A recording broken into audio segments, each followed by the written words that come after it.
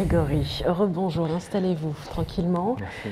Nous avons beaucoup échangé tout au long de cette émission. Nous avons vu des beaux témoignages, entendu vos experts. Qu'est-ce que vous retenez à l'issue de ces 2 heures et quelques?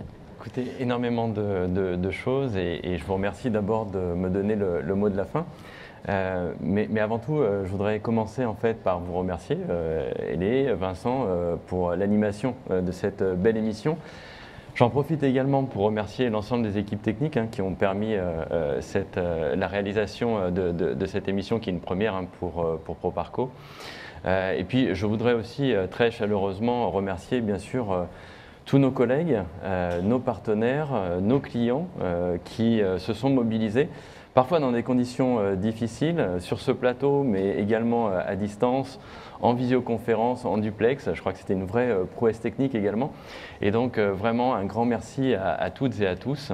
Je pense que vous nous avez fait voyager aujourd'hui où les déplacements sont beaucoup plus contraints que par le passé. Je pense qu'on a eu beaucoup de témoignages très intéressants, très riches et qui illustrent parfaitement le mandat qui est le nôtre, celui d'une institution de développement.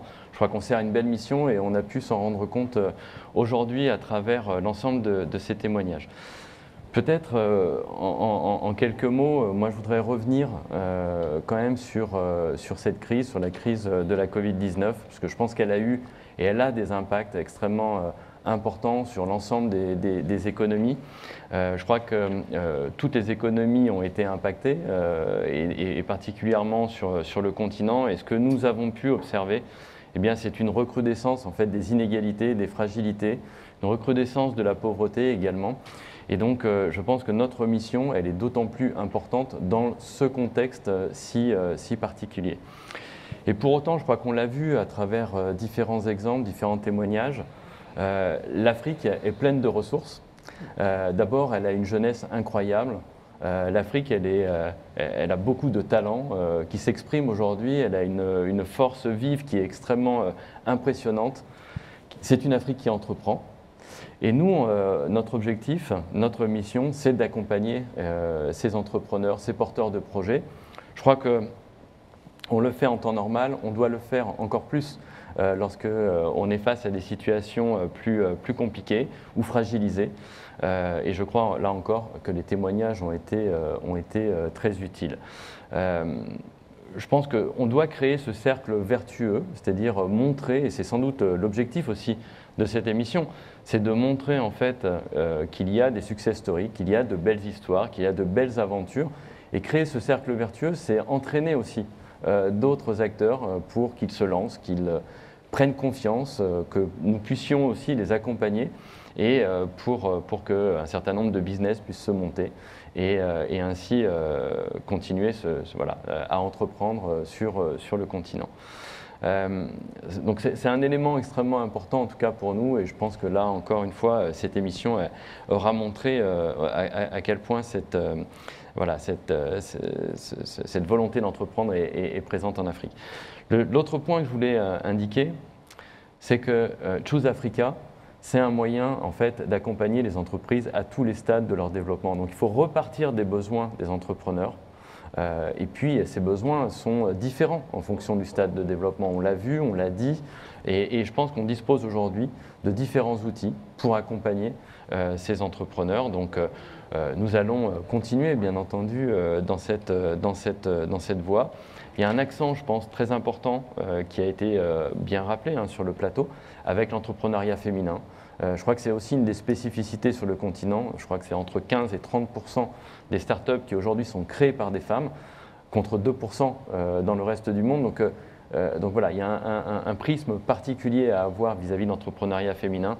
Et je pense que les équipes aujourd'hui de Proparco et des institutions financières de développement ont bien compris en fait cet enjeu qui est extrêmement structurant pour le continent. Au cours de ces 5 dernières années, j'ai regardé aussi un petit peu le passé. Entre 2015 et 2020, Proparco a déployé 10 milliards d'euros de financement ou d'investissement. Donc c'est extrêmement important. Et sur ces 10 milliards d'euros, près de 5 milliards d'euros ont été dédiés au continent africain.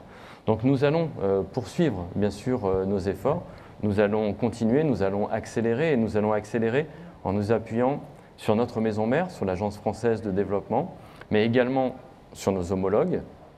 Nous avons de beaux partenariats avec les institutions financières de développement européennes.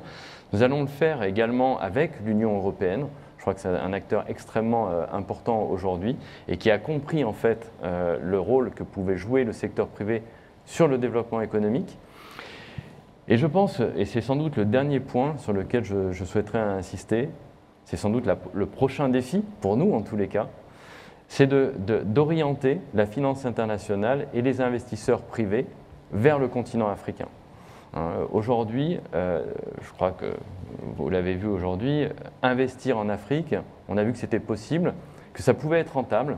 Et je pense que notre prochain défi, c'est d'attirer les investisseurs institutionnels, les investisseurs étrangers, les compagnies d'assurance, les asset managers des pays du Nord et d'orienter en fait les flux financiers vers le continent africain sur des secteurs qui sont clés pour nous et qui vont contribuer à l'atteinte des objectifs de développement durable et donc vont permettre de financer ces objectifs de développement durable. Donc voilà ce sur quoi je voulais terminer. Je pense que orienter cette finance internationale vers le continent africain et sur la mission qui est la nôtre, c'est sans doute ce qui nous permettra d'être au rendez-vous et à la hauteur des enjeux de demain. Voilà, merci beaucoup.